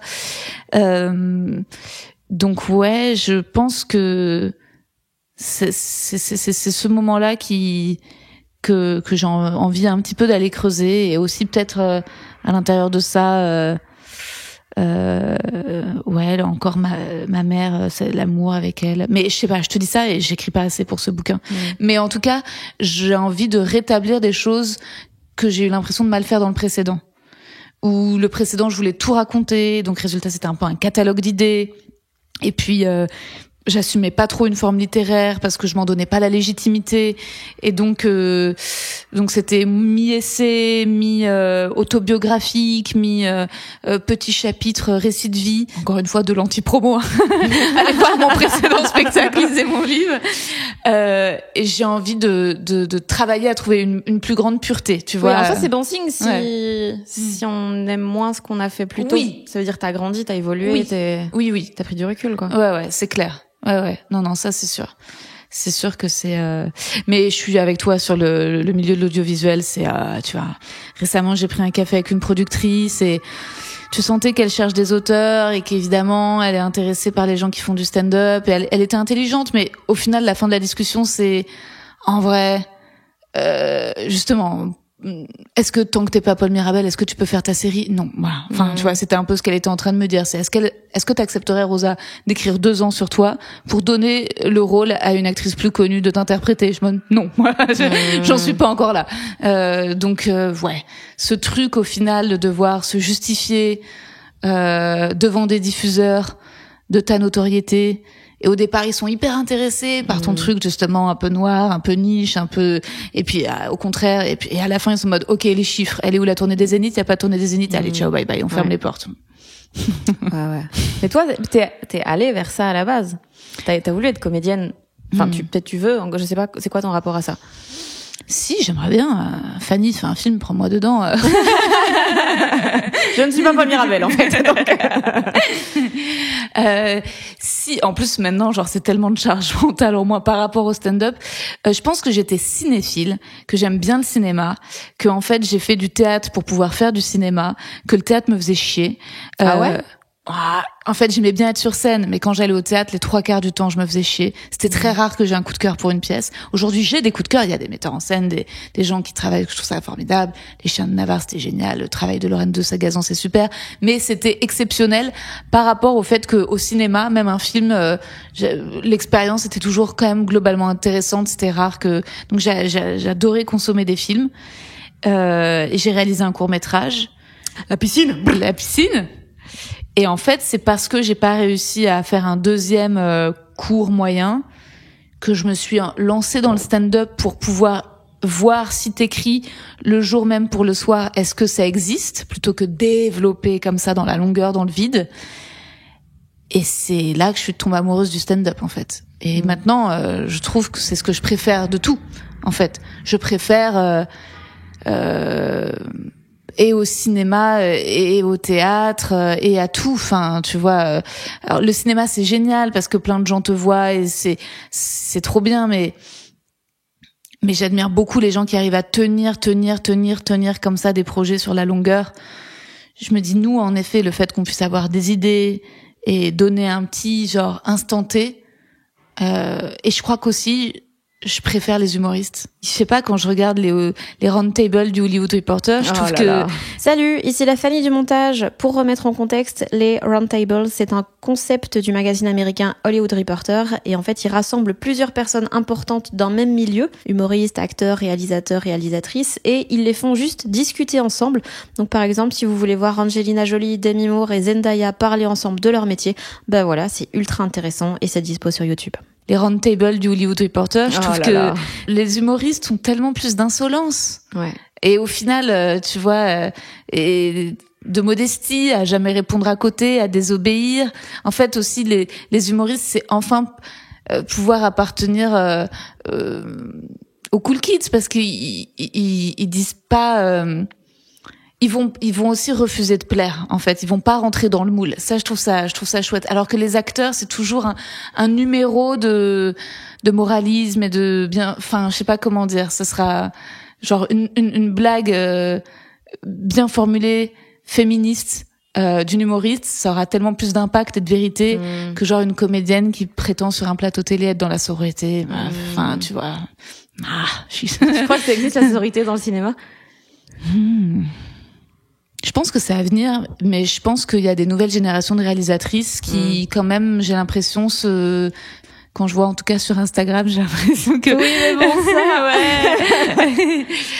Bah, en tout cas, il y a des rôles de femmes, il y a des actrices, je pense qu'on est dans une période un peu fucked up où, en fait, c'est un débat que j'ai souvent avec mon copain. C'est, les femmes qui découvrent le pouvoir et qui font n'importe quoi avec. Combien de temps faut leur laisser avant de les dénoncer? C'est très, moi, je suis très ambivalent à ce sujet parce que d'un côté, oui, bah, il faut pas faire de la merde, hein. Les gars, ils ont fait ces erreurs-là et on leur a dit, donc vas-y, on fait pas les mêmes. Mais d'un côté, vas-y, nous aussi, on a le droit d'être de merde. Ouais, on vient de l'avoir, ce petit pouvoir. Ne nous cancellez pas maintenant. Alors oui. Et en même temps, ça dépend ce qu'on en fait. Mais voilà, c'est ça. Et il faut pas quand même dépasser les limites. Il y a ce truc on interdit aux meufs d'être des connasses. Ouais. Alors que c'est juste, bah, maintenant on peut un peu plus, quoi. Ouais. Et tu fais, ouais, mais je suis féministe comment? Ouais. Ah. Donc je décide d'être une connasse. Voilà, tout simplement. Non, c'est... En tout cas, dans le stand-up, je trouve qu'il y a une sororité, il y a une camaraderie, il y a une amitié. Moi, je trouve aussi, mais je suis pas dans les milieux très parisiens aussi, donc je trouve, et puis je trouve que le podcast permet ça. Tu trouves pas que ça développe, en fait, ensuite tu rencontres les gens, tu les connais. Mais le podcast, ça a rien à voir. Ouais. Justement, le souterrain de Bisounours. Oui. À côté de, Mais par contre, tu disais tantôt, les stand-uppers, maintenant, font partie des cool kids et tout. Moi, je trouve fondamentalement que faire de l'humour, c'est un truc de loser. Oui. Et faire des podcasts, giga loser. Ah, bien sûr. Mais tu vas voir qu'il y a des gens qui vont pas être d'accord avec nous en nous écoutant et qui vont trouver que faire le podcast, c'est le summum du cool. Parce en fait, moi, je suis d'accord sur le personnage du loser magnifique. J'ai parlé l'autre jour de ça, je sais plus. Ah ouais. On me posait la question d'un humoriste qui est plus trop à Paris, qui joue plus trop ici, mais qui à chaque fois quand il venait sur scène, il faisait un set qui était, c'était n'importe quoi. Et c'est vrai qu'il y a quelques années, j'ai l'impression, vraiment, mais j'ai l'impression avant les Covid que dans les comédie clubs à Paris, alors t'avais des trucs très problématiques, il y avait des trucs qui n'allaient pas, mais t'avais des fous sur scène, t'avais beaucoup plus de losers, et c'était très marrant parce que ça créait des ambiances très étranges de plateau. Et ça s'est transformé en un milieu de start-upers, en fait, dans les vidéos et Instagram et les écoles de commerce et les discussions de likes, et d'algo, en fait, ont totalement changé la donne, et je trouve que c'est triste, c'est qu'il y a moins de fous, en fait. Ouais. Et moi, je suis d'accord sur, c'est les losers, c'était ça. Parfois, je voyais certains plateaux, j'arrivais, je découvrais le line-up, je me disais, il y a lui, c'est bon. Et ben, je ne serais pas la personne la plus étrange, loin de là. Yes. Tu vois, et ça, c'était cool, quoi. Et maintenant, t'es là, ça va marcher, oui, ça va marcher, ça va marcher. Ouais. Enfin, mais c'est vrai que l'humour qui est censé être un truc où tu dépasses les limites, maintenant, c'est devenu très aseptisé et très, il y a des règles extrêmement claires si tu veux fonctionner, quoi. Et c'est dur de se positionner là-dedans, à la fois vouloir faire son truc et à la fois vouloir marcher. Ouais. Et des fois, t'es là, à la base, moi, je voulais faire des grosses salles. Maintenant, je vais juste faire un nouvel épisode. Tu vas quand même faire l'Olympia. Hein. Oui, mais les ambitions sont pas... Ouais. Mais faut le temps d'accepter ce qu'on veut. Et c'est ça que je pense qu'on a déjà parlé pas mal de fois dans ce podcast avec d'autres gens. Il y a des gens dans le stand-up, leur but, c'est pas de faire du stand-up, c'est d'être des stars. Ouais. Et à partir du moment où t'es aligné avec ce que tu veux, c'est super. Mais si tu l'assumes pas encore, là il y a une grosse dissonance. Je pense il y a deux catégories de stand-uppers. Il y a ceux qui veulent plaire au public et il y a ceux qui veulent plaire aux autres stand-uppers. Oui, ouais. Mais c'est en train de se perdre un peu. Parce que ce truc, c'est que moi, c'était toujours plus important, si jamais je faisais un plateau, que c'était devant des gens que je connaissais pas, mais que je savais qu'Haroun faisait un passage, qu'il était en loge et que potentiellement il pouvait m'écouter, bien sûr que c'était à lui que je voulais plaire. et qui trouve mes angles intelligents. Mais je sais pas ce que va devenir cette culture. Je pense en France, c'est peut-être un peu trop tôt pour ça. Vu que là, le public commence seulement à être vraiment dans le stand-up, bah, tu peux pas exiger d'eux qu'ils soient 2 stades plus haut à aimer ce qui fait rigoler les humoristes qui ont déjà... Complètement. Et résultat, je suis très en FOMO parce que je vois les podcasts américains et je vois qu'ils ont un sens de la communauté qui est très fort. Évidemment, d'ailleurs, je sais plus, c'était un roundtable où il y avait Chelsea Handler et il y avait Sarah Silverman et ils parlent entre eux d'un humoriste qui fait des stades et ils sont là ouais. Et je me rendais compte que eux font pas forcément des stades et c'est marrant, mais je suis en mode oui, mais c'est nous, on vous reçoit vous et c'est vous qu'on aime comme quoi, tu vois, finalement. Ouais. Mais on est toujours le gros loser et la star de quelqu'un. Oui, c'est assez fou de le voir. C'est rassurant ou flippant, parce que d'un côté il y a un côté rien de ce que je ne fais ne sera jamais assez. C'est sûr. Pour que je sois satisfait ou satisfaite. Ça, c'est... Et la question, c'est pour qui on le fait, alors? Oui. Et c'est qu'est-ce qu'on veut, qu'est-ce qu'on cherche et tout. Mais je crois qu'il y a tellement une course maintenant à, il faut plus, il faut, c'est tellement, plus, et jusqu'à quand? Ouais. Toi, c'est quoi le moment si tu fais tout ça, c'est quoi le moment que t'apprécies le plus? C'est le moment où t'écris, t'as une nouvelle idée, ou le moment où tu l'as dit sur scène, les premiers rires? Les premiers rodages. Ça, c'est incroyable. Quand t'as une idée, que tu te dis, hop, c'est marrant, ça. Tu la taffes un peu, puis tu réalises qu'elle marche bien. Oh, putain, ça. C'est le meilleur moment. C'est le meilleur. Après, quand tu t'habitues à ce qu'un truc fonctionne, t'es là, ok, c'est cool. C'est cool de partager ce moment et tout, mais, j'ai besoin d'un truc qui clique dans mon cerveau, quoi. Ouais. Toi, c'est quoi? Ouais, comme toi. C'est c'est trouver une nouvelle blague et entendre et c'est fou la rivalité, à quel point tu mets en rivalité tes propres blagues et à quel point certaines descendent dans ton il faut faire oui, il y en a certaines qui sont les premières de la classe qui finiront les dernières de la classe et un roulement de l'amour des blagues. Et puis surtout, je trouve moi les blagues que le public aime le plus, c'est vraiment pas celles que je préfère. Ouais. Il y a un truc aussi Oui. C'est vrai que moi je crois que hier soir j'ai foiré une blague parce que tellement je l'aime bien et qu'elle me fait un peu ouais. Oui, je pense que moi ce que je trouve chouette c'est on dit OK, là je dis un truc juste, je suis j'aime pas cette expression mais genre je suis alignée. OK, c'est vrai, je le pense à 100% et c'est moi. En fait, c'est pas une facilité et ça c'est ça c'est chouette. C'est un bon moment. Moi, je suis très contente du nouveau spectacle parce que moi, je le trouve marrant, vraiment. Mais si je vais jouer dans le fin fond d'un endroit où les gens n'ont pas du tout les codes ou juste ils trouvent pas ça marrant ce que je fais, je trouve que le spectacle, je suis assez alignée avec le fond pour que d'un coup je puisse switcher et me dire c'est un seul en scène. Ce n'est pas de l'humour, c'est un seul en scène. Ah ouais, t'as trouvé la solution pour bien vivre la tournée. Ouais, de ouf. C'est que vraiment, s'ils rigolent pas, c'est pas grave. Moi, je suis d'accord avec tout ce que je dis et je trouve ça pertinent. Ouais, je suis d'accord avec toi. Non, moi aussi, ça me fait moins souffrir et tout. Parfois, en effet, surtout, oui, tu vois, je pars en tournée avec mon régisseur, souvent avec Mickaël, qui m'accompagnait ces derniers temps, qui filmait les interactions. Mais surtout, il était là parce que je faisais fausse couche, tu vois. Ça joue. Et que c'était cool qu'il m'accompagne. Mais la diva en tournée, quoi. J'avoue, c'était très, très confort. Et résultat, quand t'as des gens avec qui ensuite, ils te voient bider, puis tu peux en rire avec eux derrière. Bon, en fait, ça fait plus mal, quoi. T'es plus toute seule. Toi, tu pars avec qui en tournée? Je suis avec Jonathan Cartelli. Ah, ouais. Qui on bosse depuis le début. Bah oui. Et donc oui, c'est marrant. Oui. Il est vraiment très chouette, ce Jonathan. Merveilleux. Ouais. Très belle personne. Ouais, il y en a dans ce milieu qui sont merveilleux. Il y en a plein, même. Bah ouais, il y en a plein. Mais c'est pour ça, moi, que je reviens quand même toujours au stand-up. C'est que je pense que oui, tu rencontres quand même des gens chouettes. Et puis parmi les humoristes, en effet, ils ont une folie et une générosité qui est cool. Je sais pas comment, donc toi, tu vois bien la différence en tant que podcasteuse. C'est pas la même chose de la discussion avec des humoristes qu'avec des écrivains ou avec des acteurs ou des chanteurs. Non, mais c'est parce que je pense t'as dû le voir aussi. Je trouve que chanteurs et comédiens, ils sont trop habitués à la promo et du coup ils te répondent des trucs très édulcorés et tout, quoi. Et tu sens qu'ils l'ont répété 4 milliards de fois avant. Humoristes, ils sont battent les couilles, donc c'est merveilleux. Et voilà. Auteurs et autrices, ça dépend. Là, tu peux aller beaucoup plus où tu veux parce que ils ont peut-être moins l'habitude des conversations longues, j'ai l'impression. humoriste, c'est le plus marrant. Aussi parce que je connais un peu le métier, donc j'ai plus de trucs et que ça nous passionne et qui peuvent balancer des trucs où ils se conduisent mal, où ils font des dingueries et ils vont te le dire. Que ça, t'auras jamais de la part d'un acteur. Ah non, c'est sûr. Ouais. Et ça, tu vois, ça c'est un moteur d'écriture. En fait, ça fait partie de la fascination pour la vérité.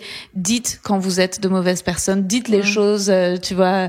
Et c'est beaucoup le spectacle de Morgane aussi sur ses mensonges. Sur ses mensonges, ouais. Et sur le fait de dire non, ça ne va pas, non, on va pas tous bien.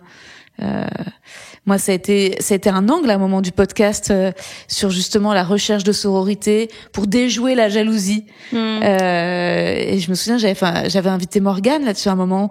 Tu vois, j'étais jalouse d'elle parce que elle avait été prise dans la bande originale. Et je me disais, oh putain, la chance. Mais au moins, tu travailles là-dessus, tu le dis. Tu vois. En fait, ouais, c'est toujours ça l'angle, c'est tout ce qu'on rate.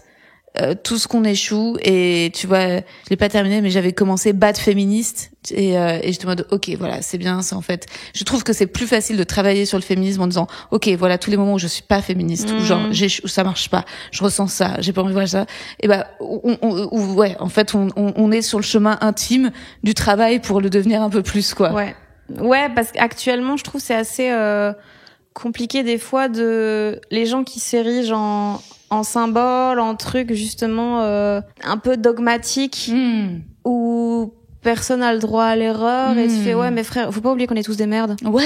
C'est fondamental. C'est vraiment, on est tous des merdes. Il y en a beaucoup plus que d'autres évidemment. Oui. Mais peut-être on peut accepter que personne est super quoi. Ah ouais, carrément. C'est même pour ça, moi, parfois, que je trouve mes limites dans l'humour politique. C'est que, en fait, une fois que j'ai dit que Macron, c'était un connard, Darmanin et Retailleau aussi, on est d'accord, le RN, on est d'accord. Ok. Et nous? Quand est-ce qu'on se conduit comme des connards? Ah ouais. Je crois qu'en fait, c'est quand même, pour le coup, ce truc, psychologique m'intéresse plus que... Toi, t'as fait beaucoup de chroniques sur l'humour politique pour... Non. À un moment, j'étais un peu plus en mode... Enfin, j'ai fait quelques chroniques sur l'écologie que je regrette. Ah ouais. Je me disais ça dans l'avion l'autre jour. Non, mais typiquement, ça, je le ferais plus, tu vois. Ouais. Parce que je suis en mode, j'ai pas de voiture, je veux pas d'enfant, nanana. Bah oui, mais du coup j'ai aucun sacrifice à faire. Déjà j'ai pas le permis et en effet je veux pas d'enfant, donc je vais pas polluer via ça. Mais ouais, je prends l'avion des fois. Là je vais jouer au Canada, bah j'y vais pas en pédalo quoi. Donc c'est à un moment faut que j'accepte que même si je fais la majorité de la tournée en train, en vrai je pollue de ouf. Je commande sur Uber Eats. Enfin, tu vois, il y a des trucs où bah c'est pas cohérent. Donc vas-y meuf, ferme ta gueule. Parle des choses où tu peux vaguement apporter quelque chose si les gens ça les chauffe. Mais là je vais clairement pas dire quoi que ce soit à qui que ce soit en termes de comment se comporter quoi. Bah ça je trouve que tu vois c'est en tout cas c'est ce qui me plaît dans le stand-up et c'est ce qui m'a aussi attiré, tu vois, le côté pas de leçon de morale et pas de personnes intouchables, et c'est aussi pour ça que j'étais attirée même par le stand-up américain où les humoristes c'est parce qu'ils parlaient plus de leurs échecs ou de leur ambition déplacée. Tu vois, ça m'a frappé. Donc dernier special de ouf de Nikki Glaser, et en même temps elle a présenté je sais plus c'était les Emmy, les Golden Globes, enfin tu sais, elle a eu elle a fait un roast, elle était au maxi de sa stardom, et quand elle était invitée elle parlait d'un immense plateau devant genre les plus grands CEO et pourquoi elle avait bidé devant ces gens et tout. Et ça je me disais ok, bah c'est ça en fait, ce vers quoi on tend. Et c'est cet endroit où les gens s'identifient et on partage une humanité. Et c'est l'inverse d'Instagram, c'est l'inverse du slogan en story, tu vois, c'est l'inverse de regarder comme on est d'accord, regarder comme on est dans le camp du bien et comme on pense les bonnes choses. Et c'est délicat et difficile parce qu'on est à une période où les gens nous demandent de dénoncer. Et ils nous demandent de dénoncer premier degré. Et nous, il y a plein de choses, évidemment, dans notre vie qu'on dénonce quand on est entre amis et tout machin, où on fait pas des blagues, on est en mode c'est chaud. Mais c'est pas notre métier. Ouais, mais ça, c'est vrai que c'est dur d'un côté, oui, c'est pas notre métier. D'un côté, je comprends qu'on doive utiliser une mini-vitrine qu'on a, machin. Mais à un moment, c'est tellement... Enfin, déjà, en tant que personne, j'ai du mal, des fois, à comprendre les choses. Donc, j'ai pas un avis qui mérite d'être partagé parce qu'il est basé sur aucune connaissance, hein. Donc j'ai pas envie de dire des trucs faux potentiellement devant plus de gens. Enfin, Ouais. tu vois, c'est demander à des gens qui savent de ce dont ils parlent, quoi. Ouais. Oui. Mais d'un côté, je comprends aussi l'avis inverse de oui, mais des fois des fois il y a un génocide, personne appelle ça un génocide, bah il faut que les gens random commencent à machin pour qu'il y ait une petite prise de conscience. Ça, j'entends totalement. Ouais. Mais c'est compliqué, hein. Très compliqué. C'est vraiment compliqué, ouais. Très compliqué. Ouais, je me suis posé 1000 questions sur écrire des blagues là-dessus et pas encore. Ouais, non, mais en fait, c'est facile d'écrire des blagues sur les sujets où tu sais que tout le monde est d'accord, entre guillemets. Genre là, tu tapes sur la droite. Bah oui, évidemment, parce qu'on a un public de gauchos qu'on embrasse. Et là, je me demande si justement Haroun, dans son prochain spectacle, il en parle pas, ou il a pas déjà aussi un peu sorti des blagues là-dessus. Je pense qu'il saura faire des trucs intelligents. Mais ouais, c'est une période très très complexe, mais ça rejoint un peu la politique et le féminisme, c'est-à-dire où parfois on attend de nous des positions premier degré, alors qu'on veut travailler sur nos propres endroits de noirceur pour faire rire et décomplexer et pas être les bonnes personnes, tu vois. Récemment, j'ai partagé une story. J'avais eu une discussion avec Ino et j'ai partagé une story d'un historien, un chercheur qui comparait les similitudes au génocide au Rwanda avec la situation à Gaza. Et je me suis demandé pour qui je partage. Pourquoi tu vois, ça et en fait, est-ce que c'est pas juste de l'ego, tu vois, pour dire regardez, moi j'ai pas partagé une photo comme tous les gens qui sont dans l'affect. Moi j'ai partagé l'article du Monde d'un essayiste parce que je me mets enfin tu vois que tu n'as pas lu. En vrai, je l'ai lu, il était pas très loin. et il était intéressant, c'était un article intéressant, tu sentais que c'était travaillé. Je me disais OK, voilà, tu vois, je disais rien en fait, je laissais la personne. Puis après évidemment, tu te fais taguer dans des stories où les gens te disent que t'ont rien compris et tu sens que t'as blessé. Puis il y a des gens qui se sentent trahis et voilà, ça crée tout un truc et je me suis dit et en fait au final pourquoi j'ai partagé ce truc, tu vois, à la fin je savais plus pour réagir parce que dans le moment parce qu'il y avait un putain de blocus, parce qu'il y avait pas de nourriture qui entrait et tu te dis est-ce que sinon ça fait de moi une complice, est-ce que je suis encore artiste, enfin tu vois, c'est ouais, c'est vrai que ce truc de partager juste pour me donner l'impression à moi que je suis pas une horrible personne, c'est un vrai bail, hein. Ouais. Oui. Je trouve on devrait, tu vois, non, vous avez plus les trottinettes à Paris. Mais logiquement, quand tu veux louer une trottinette et que c'est tard le soir, tu dois faire un jeu pour montrer que t'es pas bourré. Ouais. Je trouve que là, il faudrait un test pour montrer que c'est pas juste par ego. Ah ouais. Genre, tu dois résumer l'article. Ah ouais, c'est clair. Ouais. Ou commencer tu sais, sans pas, quand tu dis de parler de là d'où tu viens, par dire tout ce que tu ne sais pas déjà, ou ouais. Bah, on fait du mieux qu'on peut, mais je parle de tout ça parce que c'est aussi des choses qui peut-être divisent, scindent et créent des clans et des groupes. Et je pense que c'est, en tout cas moi, je suis en quête quand même d'appartenir au milieu, à la communauté du stand-up. Et c'est dur d'avoir des choses qui peuvent nous diviser. Mais en même temps, c'est comme ça, hein, tu vois. On n'a pas envie d'être dans la famille de, je sais pas, je veux pas citer des blazes où tu les biperas, mais voilà. Donc c'est ok en fait. On va pas être tous copains les uns les autres. Et c'est comme ça. Mais oui, mais alors que en vrai, moi, tous les gens que j'aime pas, que machin, c'est parce qu'on en a jamais parlé ensemble et peut-être on n'est pas du tout, eux et moi, campés sur nos positions et peut-être on pourrait totalement trouver un truc où on s'entend et machin, mais vu qu'on se parle pas dans ce milieu quasiment, bah tu sais jamais ce que les autres y pensent vraiment, ce que juste ils renvoient sur Insta. Ouais, non, c'est très compliqué et en même temps c'est aussi dur de est-ce que c'est à nous d'être les juges des blagues, on peut souligner des choses qui nous mettent mal à l'aise ou là j'ai sorti une nouvelle saison de l'un dans l'autre, mon émission où je regarde des films porno avec des invités. Et j'ai sorti un épisode hier avec Noam Cinceau, Queen Absolue, et franchement l'épisode est réussi, c'est très rigolo. Et le premier extrait que j'ai sorti sur Insta, c'est avec Noam, on se questionne sur le fist fucking. Est-ce que c'est l'expérience de la maternité pour les mecs, tu vois, d'avoir un truc. D'accord. Et donc t'as Noam qui est queer, qui est martiniquais, t'as moi qui suis feuge, et t'as quelqu'un qui vient nous faire chier dans les commentaires en disant sympa les blagues sur les enfants qui sont des personnes parce que on rigolait d'un bébé, tu vois, qui rentre dans un anus, en nous faisant une leçon d'inclusivité, tu vois. Et t'as envie de dire, ouais, mais donc, c'est compliqué, tu vois, parce que là, on est en train de faire des blagues et de nous dire à nous respecter les enfants qui machin, etc., parce qu'ils ne sont pas suffisamment représentés. Alors que vous parlez de fist fucking dans une écran. et va parler à fucking Noam Sanso de représentativité. Genre, va niquer ta mère surtout, tu vois. Et c'est le problème, c'est justement, dans une période où tout le monde est juge, c'est ça qui est dur. Bah oui, mais moi j'ai pas envie d'être juge en fait aussi. Enfin, c'est horrible de nous rendre d'ailleurs juge de blagues ou de, tu vois, c'est et en même temps peut-être qu'on le doit, mais oui, et en même temps, en vérité, moi il y a dans le privé énormément de choses problématiques qui me font rire. Bah bien sûr. Mais genre vraiment il y a des potes, j'ai des safe places où genre on sait que on le pense pas, où on sait que on peut dire n'importe quoi parce qu'on aime juste la formulation de la blague et pas du tout et mais c'est tellement marrant. Ouais. Mais c'est souvent avec mes amis les plus woke, hein. Oui. Parce que peut-être ceux avec lesquels je suis à l'aise sur le fait que personne est bien méchant, sûr. quoi. Et carrément. Ouais, mais c'est quand même au fond aussi un peu ce qu'on cherche à faire sur scène. C'est-à-dire, on va essayer que tout le monde comprenne que ça part d'un bon endroit, mais de garder juste ce zeste, genre cette essence. Ouais, mais moi je vais beaucoup moins oser sur scène parce que j'aurais trop peur que quelqu'un le prenne quand même mal et vraiment le dernier truc dont j'ai envie c'est de blesser quelqu'un. Mais parce qu'on se prend trop la tête aussi aujourd'hui. Là, moi, depuis le début du podcast, je me dis au début du podcast, j'ai dit ploukos. Est-ce que genre ploukos? Je crois que j'ai dit ploukos à un moment au début où on parlait des différents.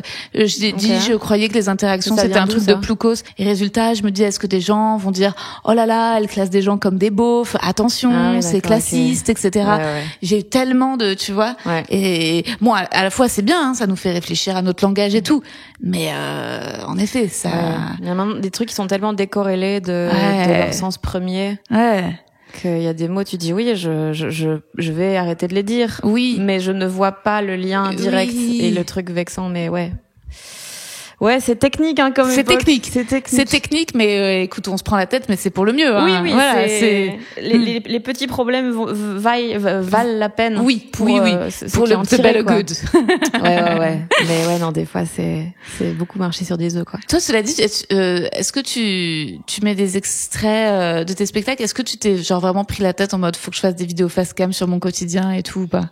Je devrais, parce que c'est ce qu'on doit faire pour vendre des places. Mais je ne suis pas capable de vraiment, ça me met mal à l'aise. Et maintenant, vu que j'ai un peu en fait, je suis un peu le cul en deux chaises en ce moment j'ai un peu des aspirations de trucs plus sérieux. Et donc, je me dis, mais je vais sûrement pas aller mettre une vidéo face cam où je dis, ouais, ma copine, je fais, bah non, frère. C'est quoi les aspirations de trucs plus sérieux? Ben non, mais les trucs, tu vois, un peu en audiovisuel et tout. Et donc, quand je me dis, ok, il y a Rebecca Zlotowski, je l'aime trop et elle me suit. Bah, frère, c'est pas pour voir ma vieille gueule qui dit, je suis allée faire des courses et vous aussi, ça vous arrive. Bah non. Après, elle a de l'humour. Oui, mais je sais, c'est pour ça que je l'aime. Mais il y a ce truc il y a tellement de gens trop classe qui me suivent. Il y a beaucoup de politiques aussi en Belgique. Ah ouais? Je me dis, mais c'est quoi leur timeline? C'est, non. Ouais. Oui, bah, c'est sûr que il y a un petit côté se salir ou surtout dire une connerie ou blesser ou que les gens soient pas d'accord ou d'un coup que ce soit pas assez c'est un peu ce truc où je me dis je devrais faire des blagues, je sais plus, il y a une semaine où je me suis dit tiens, je vomissais plus, j'avais plus de nausées, mais j'ai juste eu un row avec un peu de vomi, tu vois, et je me suis dit peut-être que banger. Ouais. Non, mais au moment où ça m'est arrivé, j'étais en mode et en même temps, j'ai pas eu ni l'envie ni le réflexe de prendre mon téléphone et de commenter ça à l'instant T. En même temps, c'est niche, hein. Tu crois? Je crois. Je crois, franchement. Je crois. Apparemment, pas tant que ça chez les meufs enceintes. Apparemment, c'est un vrai bel. Mais tu sens... Et c'est vrai que, tu vois, ce que j'aime aussi dans le stand-up, c'est ce temps long aussi, où on met du temps à peaufiner une blague. Et tu te rends compte, voilà, ce spectacle qui se sera joué peu par rapport au temps qu'il leur a demandé à être préparé. Bah, c'est l'inverse de prendre son téléphone et de se dire je le balance. Ouais, c'est vrai.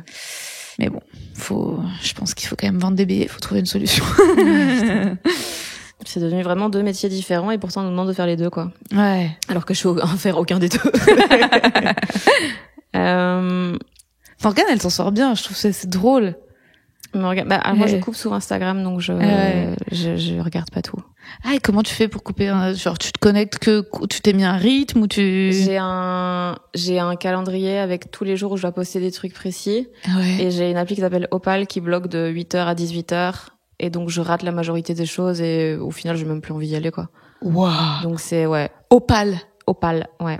ça fait un incroyable. peu secte américaine à laquelle t'as envie d'appartenir. Eh bien, écoute, Parce que tout l'argent que je leur ai donné. Ah non, ouais. non, c'est gratuit et c'est trop bien et vraiment, ça change la vie. Ah Premier degré, c'est ouf. C'est quoi le truc dont t'es la plus fière ces dernières années? Le truc dont je suis la plus fière ces dernières années, je pense c'est de pouvoir continuer à être sur scène, hein. C'est de continuer à jouer de salle en salle. Tu vois, j'étais hyper heureuse et fière de jouer au théâtre de l'œuvre, d'avancer là-dedans. Je prends pas ça pour acquis, quoi. Je sais me réjouir et trouver ça super. Tu vois, le fait que je suis très fière de la date d'hier soir à la Renaissance, le fait que c'était complet un lundi soir en juin, genre j'arrive à me dire waouh, tous ces gens, surtout que ça me paraît tellement trop cher les places de théâtre, tu vois. Donc résultat, je me dis putain, j'ai toujours un peu honte, ils ont payé ça. Donc ouais, je pense que ça j'en suis le plus fière. Oui, clairement continuer à être sur scène. Et t'as jamais eu moi des fois j'ai du mal à pas prendre ça pour acquis et à pas être saoulée de choses qui en fait sont incroyables. Ouais, c'est incroyable. Moi j'ai du mal à pas être jalouse ou un peu envieuse ou un peu triste, à me dire dis donc machin est plus suivi ou remplit des plus grosses salles ou est plus complet à l'avance. Et résultat, ça fait que tu prends moins le plaisir de voir ce que t'as et de voir que ce que t'as est génial, quoi. Et ça, j'essaye quand même de me dire, non, moi, à chaque fois, j'essaie de me rappeler, je dis, Rosa, tu fais des blagues d'Ashkenaz. Genre, le fait qu'il y ait plus de 3 personnes, c'est déjà exceptionnel. Enfin, tu vois, je veux dire, qui a envie d'entendre parler de Shroul et de Yankel qui vivaient à Koviezi? Enfin, tu vois, donc résultat, rien que ça, j'essaie de me le rappeler et de me dire, rien que ça, c'est genre, le pari que mon père n'a jamais fait. Genre, en fait, tu vois, il produisait des films d'auteurs chinois et il y avait 5 personnes qui les voyaient, il était là, en vrai, il s'attendait plutôt à ça, enfin, tu vois. Et donc, à chaque fois, le fait qu'il y ait des nouvelles personnes, et je me dis, c'est déjà un exploit, c'est déjà extraordinaire, quoi. J'essaie, mais je pense que j'arrive quand même à être dans cette mentalité, j'ai juste envie que ça continue, en fait. J'ai juste envie que ça continue, qu'on puisse continuer à faire vivre tout ça dans la longueur. Je pense que je me dis parfois pour me consoler que notre plus-value, c'est que les gens nous suivent dans la longueur. Tu vois, qui suivent Fanny ou Rosa de cette période à cette période à cette période, et que tu vois, on soit pas en train ni de faire des coups de poker ou ni de ramasser ou ni de donner tout sur une période. C'est dire non, mais en fait nous on est là pour la vie parce qu'on a envie d'écrire et que vous entendiez ce qu'on écrit. Donc le but c'est pas de ramasser le plus en quelques mois, c'est qu'on se donne rendez-vous dans un an et que ça continue, etc., quoi. Inch'Allah. Merci Rosa. Merci Fanny. Merci beaucoup d'avoir écouté cet épisode jusqu'au bout. Rosa Berstein est en tournée avec son spectacle Dédoublé, notamment à Bruxelles le 17 décembre, à Paris le 20 janvier, à Genève le 20 février et partout ailleurs en francophonie. Toutes les dates sont sur rosaberstein.fr. Son livre est dispo en librairie et ses podcasts Les mecs que je veux ken et L'un dans l'autre sont sur toutes les plateformes. Bien sûr, vous pouvez aussi la suivre sur les réseaux. Et tant qu'à faire, me suivre moi, @FannyRuet, et vous abonner à ce podcast pour ne rien rater de la suite. Prochain épisode dans 2 semaines. Des bisous. Et comme d'habitude, cet épisode a été mixé par le fabuleux, l'incroyable, le captivant Maxime Wathieu.